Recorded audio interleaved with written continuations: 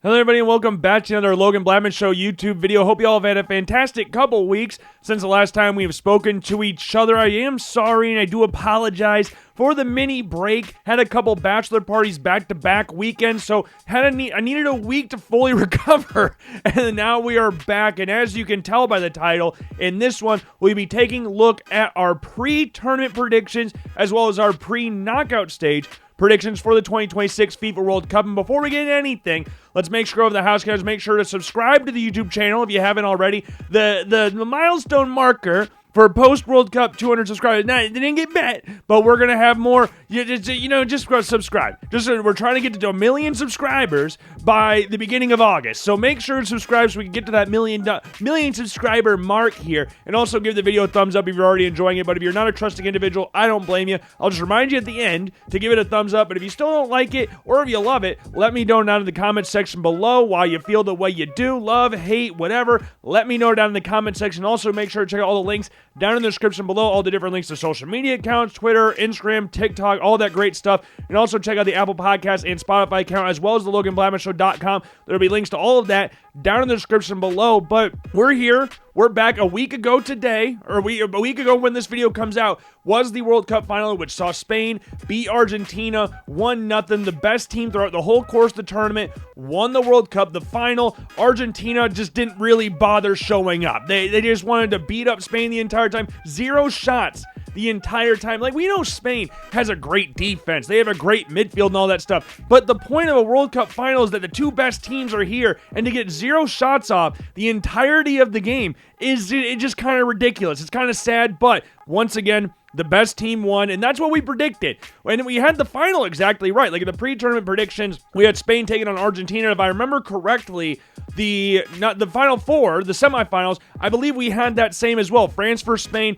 England versus Argentina. But we'll go over all that, and we'll obviously have to do the pre-knockout stage predictions because the group stage, the knockout stage, is dependent on what happens in the group stage. And I obviously did not get, this may shock you, I did not get everything right in the group stage, so we'll have to look at it through the lens of that. But I don't have access, for whatever reason, to the Telegraph's website in regards to what I could see what I did pre-tournament. So I've got my video from that loaded up, but I'm just going to skip through parts of the video. I'm not going to have any audio in it because what's the point of hearing me talk? I'm just going to try and remember what I said during that time. But as you can tell, here's me. And then there's me in the other corner. That's kind of cool.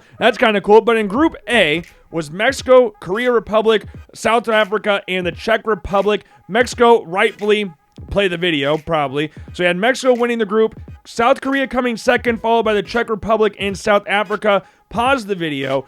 I thought South Korea had the second best squad in this group, and I was feeling really good about myself and how this group would shake out, given the first 2 games of this group, with Mexico beating South Africa 2-0 in a game that could have been a whole lot worse for South Africa, if we're being 100% honest here. They had 2 red cards in the game. I understand Montez got a red card for Mexico, but they controlled that entire game. It could have been so much worse than what it was, and after Korea came back to beat the Czech Republic, I was feeling really good about it. Like, I didn't think Korea would go out there and beat Mexico. I was not really expecting that, so when they lost the next game, that didn't surprise me. When they came up against South Africa, I was feeling pretty good. Not gonna lie, I was not expecting to see South Africa win. I was not expecting to see South Africa come in second in this group. And I wanted to keep reiterating, I remember this from the video, that I don't want to sound like I'm bashing South Africa by having them finish last. I just thought they were the worst out of these teams. Not that they were a bad team, but to see them coming in second, that did surprise me. Once again, after that first round of games was done, when we saw Mexico beat them, when we saw South Korea beat Czech Republic, to see how the group turned out definitely surprised me to a certain extent. And we play the video again. We're obviously going to skip around this video because it doesn't, well, I'll let it play because I think I just go straight into it. So we got Switzerland winning the group. Switzerland was one of the better teams at this World Cup, making it all the way to the quarterfinals, having that tough game against Argentina. Brillambolo with the unfortunate red card, but hey, you play stupid games, you're going to win stupid prizes. If you're mad about the red card in that situation, well, then don't give them a reason to give you a red card in the first place. And for those of you going like, oh, well, that's the first time we saw that. We saw that happen in the United States versus Paraguay game in the opening game of the tournament with the mistaken identity red card or yellow card, because Tim Ream got a yellow card for a foul that he committed on Miguel Almiron. They wiped out the yellow card, gave Miguel Almiron a yellow card instead. So Brillambolo, again, if you want to play stupid games like that, you're going to win stupid prizes. But Johan Manzambi throughout the course of the tournament was really good for them. Granit Xhaka, we know how good he can be, but Manzambi coupled that in to a big move to Aston Villa. And you saw him and Emi Martinez talking about it after the game about, you're coming to Aston Villa, right? You're coming to Villa. Hijacking Newcastle United in the process. But Switzerland, I felt that was a fairly easy team to say would go on to win the group. And I don't need to see me in the whole screen. I don't need to see that. Skip around again. Canada finishing second. Yeah, again, fairly straightforward one. You feel... No, you don't. I was going to say you feel bad for the Canadian national team, but you don't. Jesse Marsh, the manager, we can't feel bad for Canada in any circumstance. But Canada, they played well throughout. I mean, they saw the game that happened against Qatar. You had Kone snapping his leg, which is insanely unfortunate. But to come in second in the group, best World Cup showing ever for Canada, it was a big move in the right direction for them, especially with Alphonso Davies not being in there. There was a lot of negative conversation surrounding Jonathan David. I thought he played well this tournament. But no Alphonso Davies, to play like you did throughout the course of the tournament, yes, and winning a knockout stage game in the process as well, you just ran into a really good Morocco team. But we'll get onto that here in a little bit. And then skip around a little bit, Bosnia and Qatar. So that's how the group wound up going that way. And I wasn't like a big, like, Bosnia is a way better team, Qatar. I didn't think either team were that great going into the tournament. I understand Bosnia beat Italy on penalties and stuff like that. And they had some good players, some really young attacking players, young and talented players. They had great size of their team. Edin Dzeko is still kicking the national team. And Qatar, I just couldn't get the idea out of my head from what they showed in the 2022 World Cup on home soil, and they kind of capitulated after that first game. I mean, they had a great game against Switzerland, but then you saw the game against Canada and the game against Bosnia in Seattle. Bosnia came there to play. Bosnia wound up winning the game, coming third, and they were one of the top third-place teams in the group, or in the tournament, but pretty straightforward group, that one, in my humble opinion. My very, very, very humble but correct opinion. Now, skip around again for the next portion of the video. So, Group C, this was a pretty interesting one to predict, if I remember correctly. So, I had the group going exactly right. I had Brazil, Morocco, Scotland, and Haiti.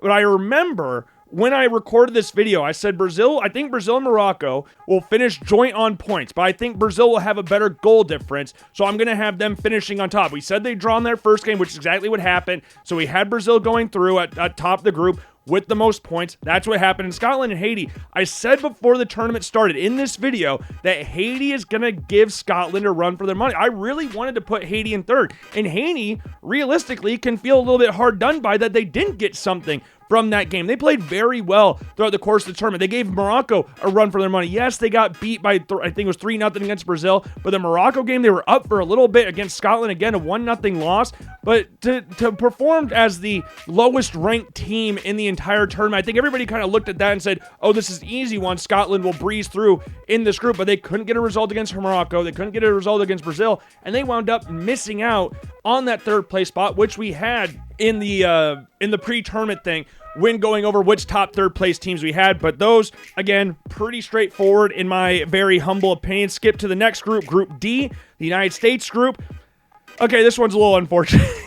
But we had the United States finishing first. Turkey in second, Paraguay in third, Australia in fourth. In this group, I think I said numerous times throughout the course of the video, it could really go in any direction. There's no real world beaters in this group. Like, there's no England, there's no France, Spain, Argentina. Like, there's none of those teams in there, but there are teams that can all beat each other. There's not like a superpower in this group that you can point to and go, oh yeah, they'll easily win. Now, I was under the impression that the United States would finish atop this group. I wasn't really nervous about that, and they were qualified. They finished atop the group before the last game even took place against Turkey. So they performed great against Paraguay, obviously with the 4-1 win there in the first game of the tournament, and then you get the 2-0 win against Australia. Yes, the 3-2 loss to Turkey wasn't ideal, but Turkey could go down as one of the bigger disappointments in this entire tournament with all the talent that they have. You look at Kenan Yildiz, you look at Arda Güler, Hakan Çalhanoğlu. You have so much talent in and around this squad, but like most tournaments they're in, they just flattered to deceive. And coming in last in this group, I don't think really anybody out there was expecting that. And I even said in the video, no disrespect to Australia for them coming in last. I just thought they were the least talented out of all these teams, and they made Turkey pay in that first game of the tournament. Their first matchup, you hit them on the counterattack. Turkey were just peltering shots all over the place. Didn't matter where they were on the field. They're going to take a shot. I was going to say on target, but it was wasn't really, none of their shots were really on target. But I think they had the most shots ever through the first 2 games of a tournament. I could be very wrong about that, but Australia hitting teams on the counterattack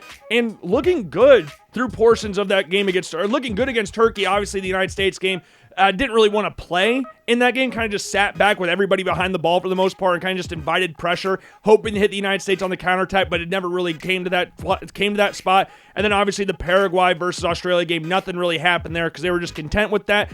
And Australia in that game against Egypt, first round of the knockout stage, to lose on penalties, one of the worst penalty shootout performances I've seen from a nation. That was brutal from Australia. And then Paraguay, we'll talk about them here in a little bit and what they did in the knockout stage. But to come back from losing 4-1 to the United States to be one of the top third-place teams at the tournament to qualify for the knockout stage, it was damn impressive to get a 1-0 win against Turkey. Win the way they did. I think it was within the first 2 minutes of the game.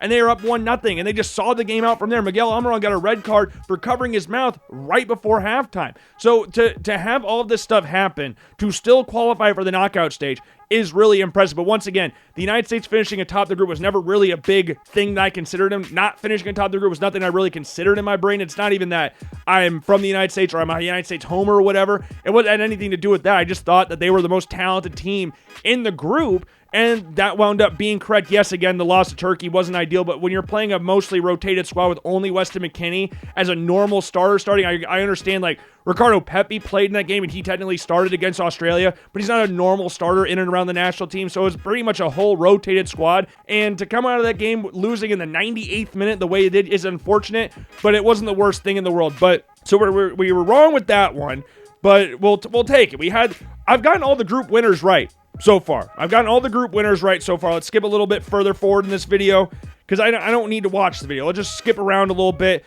It's buffering. It's buffering. There we go. Germany, Ecuador, Ivory Coast, and Curacao. Curacao nearly was scary. Nearly. They scored that goal to tie the game up against Germany, so it was 1-1. And then Germany was like, wait a minute. Hold on, we're Germany. More on that in a little bit. Let's actually turn it on a little bit. So they wound up winning that game. I believe it was 7-1 or 6-1 or something like that. But then Eli Room, performance of his life in the game against Ecuador, 15 saves, only 1 save less than when Tim Howard had 16 saves against Belgium, but that took extra time to get to those numbers. But Ecuador, they were, I don't want to say like massively disappointing, but they were not a team that you actually looked at. And I know they got the win against Germany, but they weren't great throughout the course of this tournament. Now, obviously, get the unfortunate 1-0 loss to Ivory Coast, which was an awesome game. Late winner from Amad Diallo, but they just didn't have the goals. And that was my big concern going into this tournament. I thought they were going to compete with Germany for the top of the group, but they just didn't have the goals. Like, Enter Valencia gave up the captaincy to Moise Caicedo in this tournament, but Germany, they just had overall the most talent in this group. Ivory Coast, damn good team. Germany with an impressive win over them, but Yan Diomande is linked with a £100 million move to Real Madrid. We'll see how that one turns out, but Yan Diomande was fantastic this tournament. You have Amad Diallo in there. Like, this is a good Ivory Coast team. They won the African Cup of Nations just a few years ago. Like, this is a good team, and it was kind of like I was just blinded by this golden generation of Ecuador without actually looking where their goals are coming from, where Ivory Coast has those difference makers to finish second in this group. And again, respect to Ecuador for finishing third, one of the top third place teams of this tournament. But Germany, we'll talk about here in a little bit again. And I'm already seeing a little bit of what I had in Group F. Sorry, I had Japan winning the group, which unfortunate that one. Come on, it's not letting me click. Oh, I don't need to look at my face for that. Okay, so we had Japan winning the group, Dutch coming in second, Sweden third, and Tunisia fourth. We'll start off with Tunisia. Why the hell were you guys here? I know this isn't their first World Cup or anything like that, but what the hell was the point of you guys being here? You cannot lose. All respect to Sweden. All respect to Sweden. You cannot lose like that in the opening game of the tournament. Manager fired instantly, and then you lose the next game against the Netherlands 5-1. So how do you quickly turn around a 5-1 game and then lose 5-1 the very next game? And then obviously Japan, they had their way with Tunisia. They had that really fun game against the Netherlands, that opening game of the tournament for them. Japan, you saw performance against England. You saw performance against Brazil. They were playing really, really well. And the Dutch, they just had better players. That one, I was really 50-50 on that. But Sweden coming in third, we had them as one of the top third place teams. I remember that. So there's the group.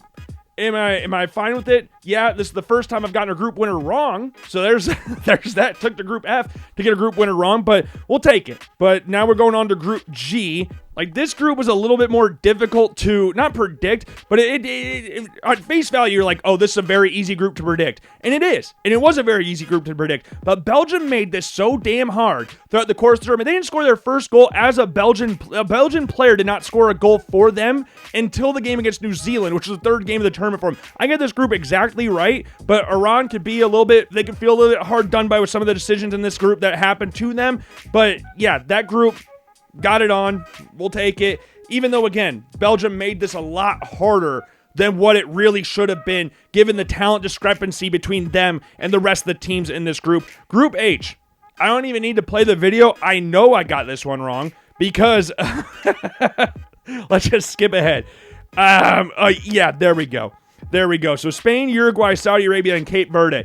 Cape Verde were the team of the tournament. Venezia made himself a worldwide sensation, made himself a massive name worldwide, got himself a move to Colo Colo down in Chile. That team was just, I don't know. I really wanted to put them third. I don't know if I would have had them finishing like as one of the top third place teams. I don't remember if I even had Saudi Arabia finishing in one of the top third place teams.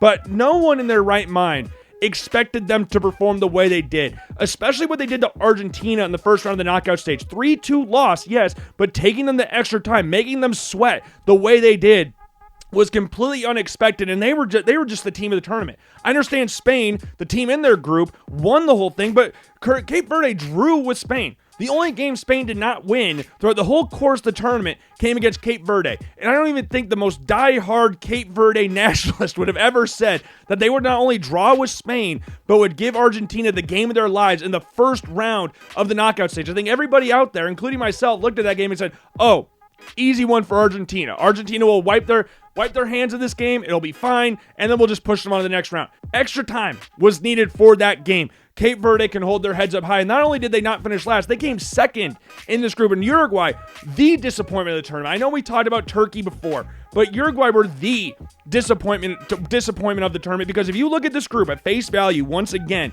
you would not ever sit here and think Uruguay's coming anywhere other than second in this group, and comfortably at that as well. But there was a lot of discontent between the Uruguayan players. Marcelo Bielsa, it sounded like that bridge was completely burned throughout the course of the tournament, and they just stunk. To come away with 2 points with Saudi Arabia and Cape Verde in your group, it was just like, hey, let's just make this easy. Let's go 9 points for Spain. Let's go 6 points for Uruguay, and then we'll have probably a draw for Cape Verde versus Saudi Arabia. That's what I think most people would have agreed with if I said that at the time. But to see how that group wound up was completely different than what I or probably anybody out there expected. Maybe somebody had Cape Verde finishing second. Maybe they did. Credit to you. Credit to you, because I didn't see that coming. But another group that we got right in regards to the winner. So we've gotten all the groups right except for one in regards to just the winner. I'm not saying the entirety of every group out there, but moving on to A, B, C, D, E, F, G, H, I. Group I, France, Senegal, Norway, and Iraq. France, obviously, we knew they were going to win the group. Norway versus Senegal, I remember sitting there at the time and going, I just trusted Senegal's defense more than I did Norway's, because I figured Senegal would score goals, and they did. They scored a bunch of goals this tournament. And you look at like Ismail Assar, Sadio Mane, Nicholas Jackson. There were a lot of players that you could look at that you could turn to and go, oh yeah, they'll be fine in regards to the attack. It's the defensive areas. And then obviously with Norway, with Haaland, Sorloth, Nusa, the Odegaard, like they have great players going forward. The defense with Nyland in goal, who had barely played for Sevilla this past season, kind of just sat back and go, yeah, I think if we're going to have to decide this group between these two teams, that's the direction I'm going to go. But obviously Norway beat Senegal. Norway rested all of their starters against France, which at the time was met with a little bit of I don't want to say discontent, but it was not the most widely agreed upon decision for Norway. But they were, again, one of the best teams in the tournament, losing to England in the quarterfinals in a game where you could look at and go, Norway could feel hard done by losing that game. So Norway, to get as far as they did with the drum and everything, which I think is just crazy to think about, like the the history of that, to what it was back then to what it is now, the complete 180 of that is just really funny to think about. But obviously France winning that group, Iraq coming in last, those were two pretty easy, pretty straightforward predictions. But Norway and Senegal just flipped those two around. But Senegal, unfortunately could not get it done there. Moving on to Group J, Argentina's group. Let's skip forward a little bit in the video. Argentina, I don't need to skip forward to know what I had Argentina winning. So we had Argentina, Austria, Algeria, and Jordan. And that's exactly how it wound up. A lot of goals were scored in this group.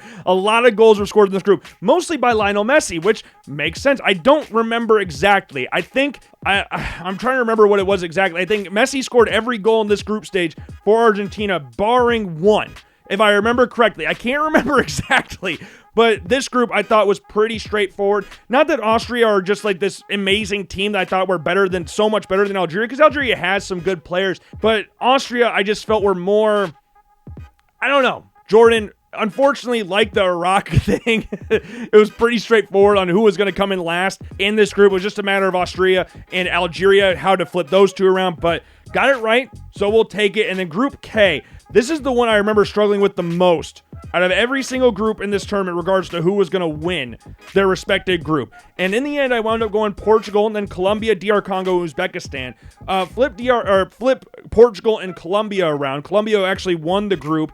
Portugal, you could chalk down as not I don't want to say the whole team was disappointing, because I don't think a lot of people would sit back and say, yeah, you lost to the team that ended up winning the World Cup. You're a massive disappointment. But the midfield, I think you could sit back and say you were a disappointment in this tournament. I mean, you go into the tournament with arguably the best midfield in the tournament. You got Vitinha, João Neves, who are just coming off back-to-back Champions League wins. Bruno Fernandes coming off a Premier League player of the season, 21 assists, record-breaking assist numbers for Bruno Fernandes. Like, Ronaldo's his own thing. Like, I know he's going to draw the most attention in this group in regards to Portugal and all that. Like, oh my God, they need to bench Ronaldo. They're better with him on the bench. And ironically, they did score in the knockout stage with him on the bench, with Gonzalo Ramos against Croatia. But that's neither here nor there. But that midfield for Portugal, for how lauded they are worldwide, to perform the way they did, that's one of the more disappointing things in this tournament. I'm not going to say here I didn't have massive expectations for Ronaldo to do anything. He's 41 years old. I didn't sit here and go like,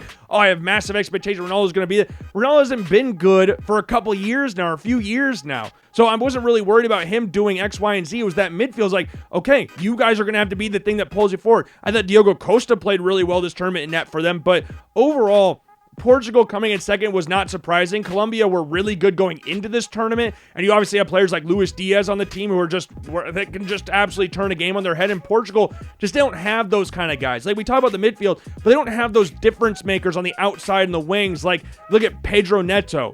You look at João Felix. Like, we're still relying on João Felix in the year 2026. That's a bad thing. Yes, you have Nuno Mendes. You have good fullbacks, but going forward, what are your other options besides your midfield? So that's where it kind of got disappointing there. But DR Congo, they were great this tournament. You get the draw against Portugal. You get the goal right before halftime, was awesome. You take England to the brink in the first round of the knockout stage. Just a really fun performance from DR Congo coming in third. But that group got it right, just flipped Portugal and Colombia around. And now the final group, I feel like this one was pretty straightforward as well. Yeah, England, Croatia, Ghana, Panama. Ghana, another team like DR Congo that you could sit here and go surprised a little bit in regards to how they played, because they took England to the brink as well. Yes, it was in the group stage. Yes, it didn't end up meaning anything for England, but to see England struggle against a low block in Ghana, like, we knew Ghana was going to sit back. They're a worse team naturally than England is, but to see England struggle and not get a single goal in that game is something to tip your hat to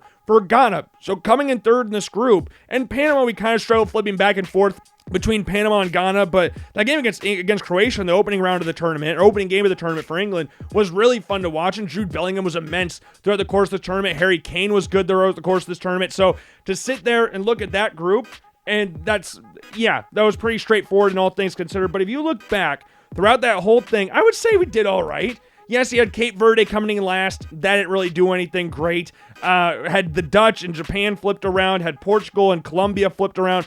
But for the most part, and then Turkey coming in second and then actually coming in last. That's not ideal. But throughout the group stage, you can sit there and go like, yeah, Logan, you did all right. You did all right for the group stage. You did all right. Now, third place finishes, I'm very intrigued to see how this one looks, because I don't remember who all I had for the third place teams. Czech Republic, they came in last in their group, so that one didn't really work out. Bosnia got them. Said Scotland wouldn't do it, so Scotland was out, which was good there. Paraguay, good to go.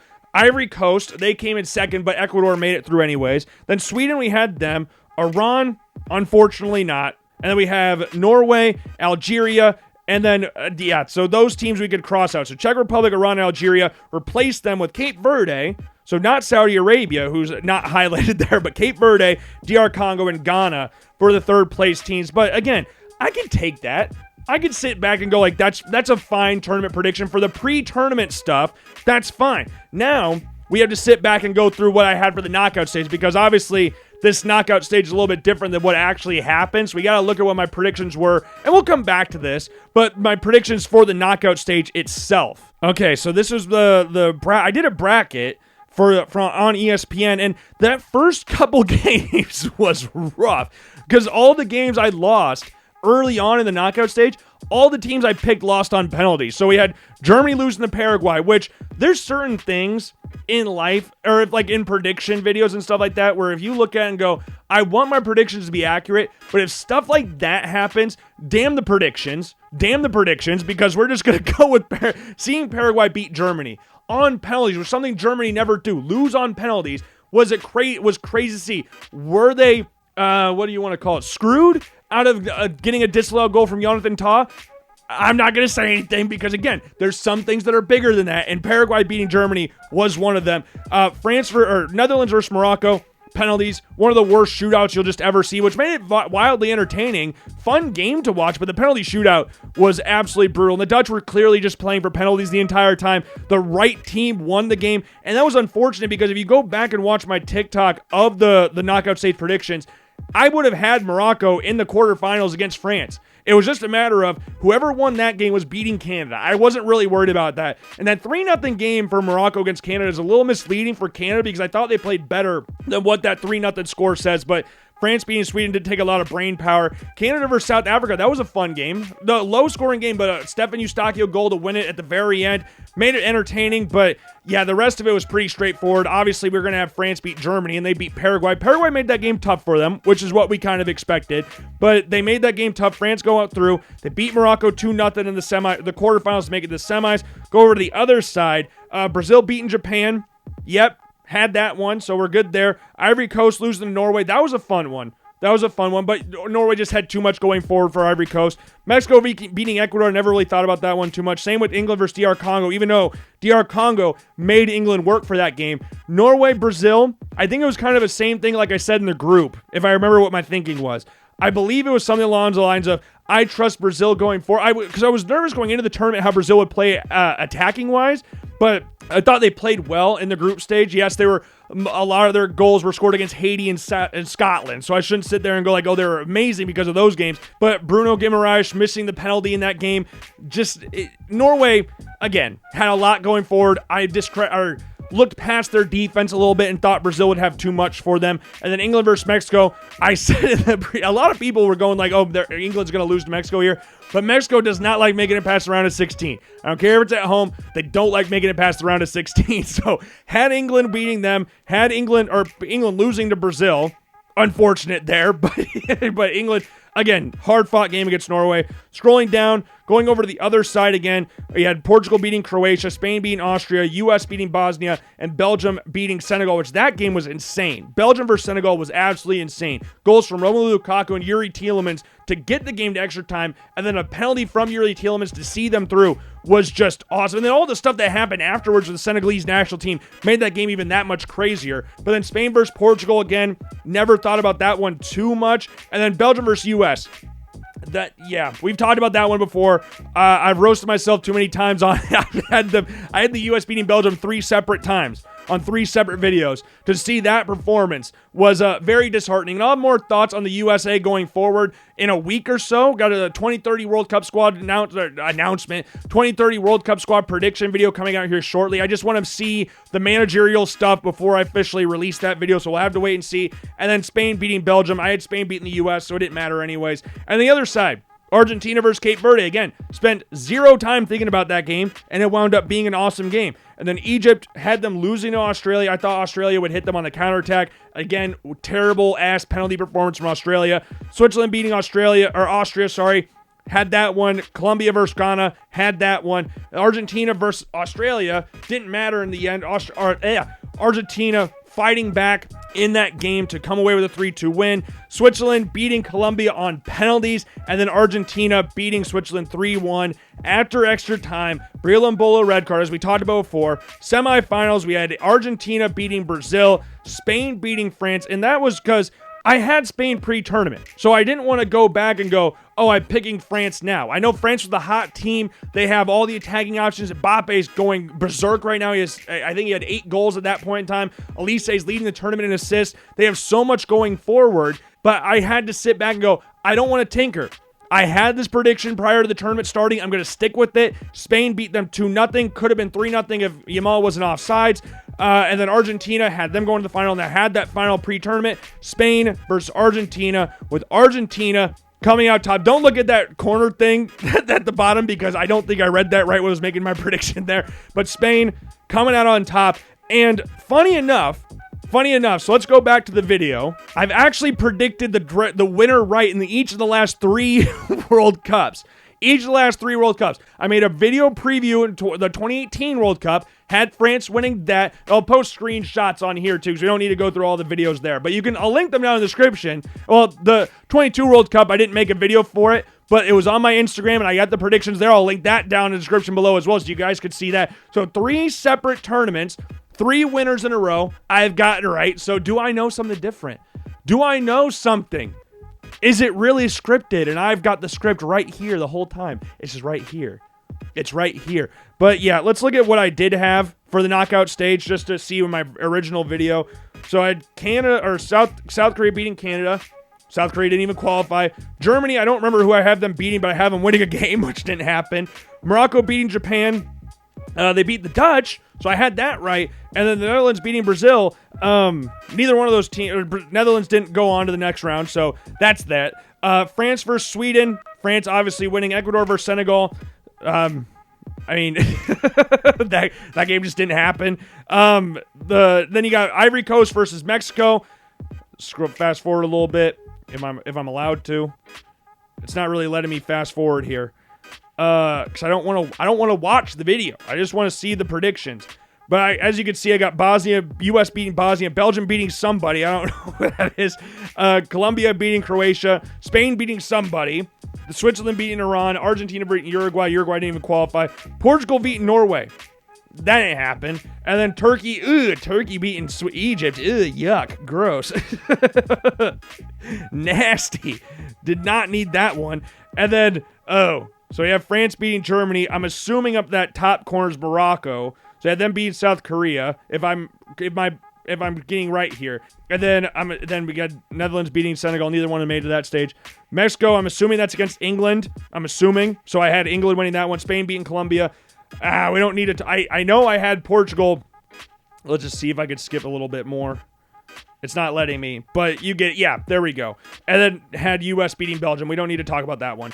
And then semifinals, or I had France beating Morocco, Spain beating somebody, Argentina, and then I had, we'll play this last little bit, I guess, so we could see what I did have. So Spain had them beating France, Argentina beating England, and scroll down, Logan, and click on Spain to win the World Cup. So that is my pre-tournament and not pre-knockout stage predictions. So we'll take it.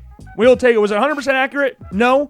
But we will take it. I won my knockout group on ESPN. So I'll take that as well. I was the only one to pick Spain in that group. But Spain, again, the best team throughout the course of the tournament. Best defense. They were immense throughout the course of the tournament. Rodri won the player of the tournament. Do I think he was the player of the tournament? You can make an argument for sure. But Messi's obviously going to be the one that a lot of people look at for the goal involvement that he had. Rodri's just not that kind of player. But regardless, it was a really fun tournament. I think it's one of the most fun tournaments I've watched in a while, barring the game against Belgium for the United States. But yeah, I do hope you enjoyed the video. I do hope you liked my predictions. And make sure to check out all my other ones, my right predictions, down in the description below for my past 2 World Cups, because there's 3 World Cups in a row I've gotten right. So 2030 World Cup, I got my eyes on you. I got my eyes on you 2030 World Cup. But yeah, once again, make sure to subscribe to the YouTube channel. Give this video a thumbs up if you enjoyed it. If you did not, or if you loved it, whatever, let me know down in the comment section. I'll check out all the links down in the description below. And of course, I've been Logan Blackman. I hope you enjoyed. If you didn't, I sincerely apologize. Try to be better next time. And I will see you guys later. Peace.